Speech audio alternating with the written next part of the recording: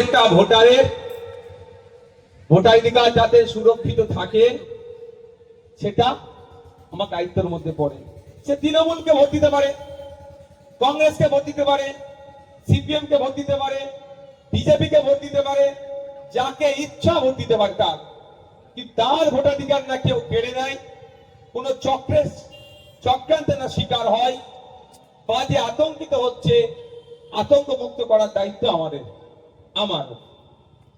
আমাদের মানে যত রকম জনপ্রতিনিধি আছে তার মধ্যে আমিও পড়ি। সেই জন্য আপনাদের কাছে ছুটে এসেছি, আপনাদেরকে আমি গুটি কয়েক কথা বলি।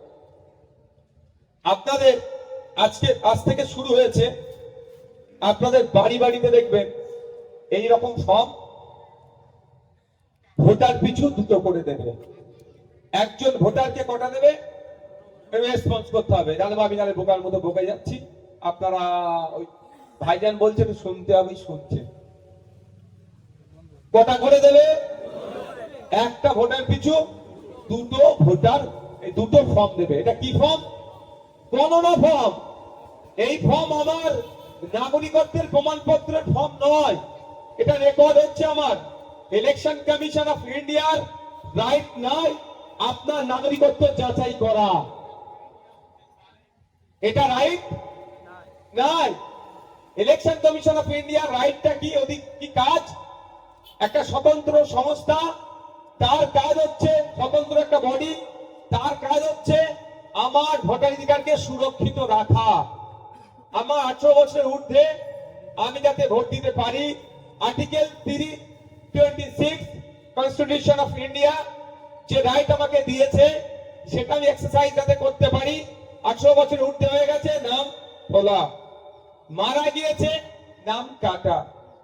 এমন ঘটনা হয়েছে এখানকার মেয়ের বিয়ে হয়েছে ক্যানিং পূর্ব বিধানসভায়, ক্যানিং পূর্ব বিধানসভার মেয়েকে আমরা বৌমা করে নিয়ে এসেছি, তাহলে অ্যাড্রেস চেঞ্জ হবে।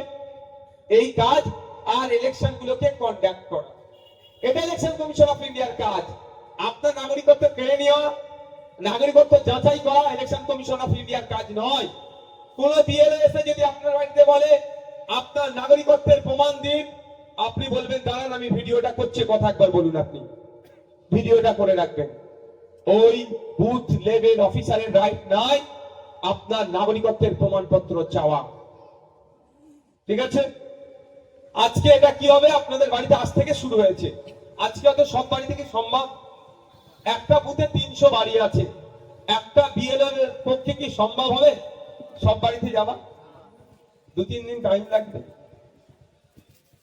2-3 দিন টাইম লাগবে। এটা তো টাইম দিতে হবে ভাই, তারাও মানুষ, আপনার আমার মধ্যে থেকে তো তারা আপনাদের বাড়িতেই ফর্মটা দেবে। ভোটার পিছু 2টি করে ফর্ম পাবে। আমি অনুরোধ করব এই ফর্ম আপনারা নষ্ট করবেন না, এটা জেরক্স ফর্ম। আমি যে জেরক্স ফর্ম নিয়ে এসেছি, অরিজিনাল যে 2টো ফর্ম আপনাদেরকে দেবে সেই ফর্মগুলো আপনারা নষ্ট করবেন না। আপনাদের কাজ কি হবে?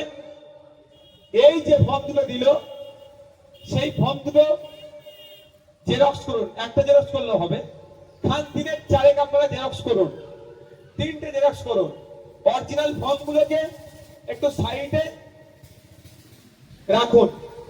জেরক্স ফর্মের উপরে আপনারা কি করবেন, যেটা আপনাদেরকে আজকে আমি একটু খাতায় কলমে শিখাবো সেইগুলো আপনি অ্যাপ্লাই করবেন।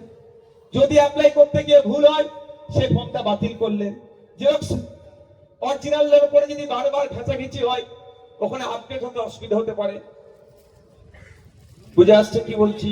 আমি একটু বোঝানোর জন্য বলছি যাতে আপনি সহজ করে বুঝতে পারেন।